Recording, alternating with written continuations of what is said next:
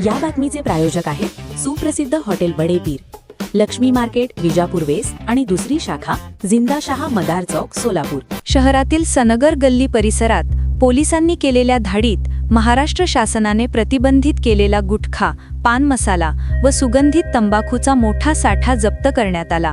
या कारवाईत तब्बल 1,58,285 रुपयांचा मुद्देमाल हस्तगत करण्यात आला असून संबंधित दुकान सीलबंद करण्यात आले आहे.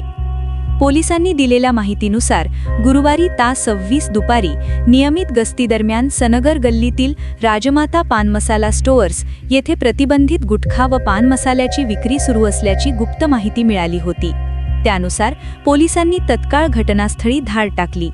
दुकान बंद अवस्थेत असल्याने संबंधितांना बोलावून पंचांसमक्ष दुकान उघडण्यात आले.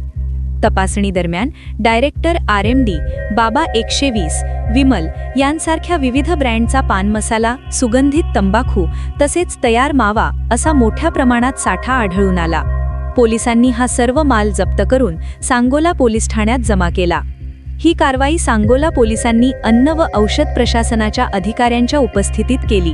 तपासात संबंधित दुकानाकडे अन्न सुरक्षा व मानके कायद्यानुसार आवश्यक परवाना अथवा नोंदणी प्रमाणपत्र नसल्याचेही उघड झाले आहे. या प्रकरणी दुकान मालक निशांत उर्फ टिल्लू महादेव मिसाळ, वय 32, रा सांगोला याच्या विरुद्ध गुन्हा दाखल करण्याची प्रक्रिया सुरू असून फिर्याद अन्न सुरक्षा अधिकारी उमेशचंद्र भुसे यांनी सांगोला पोलिसात दिली आहे. ताज्या घडामोडीसाठी पाहत रहा लोकराज्य न्यूज मराठी.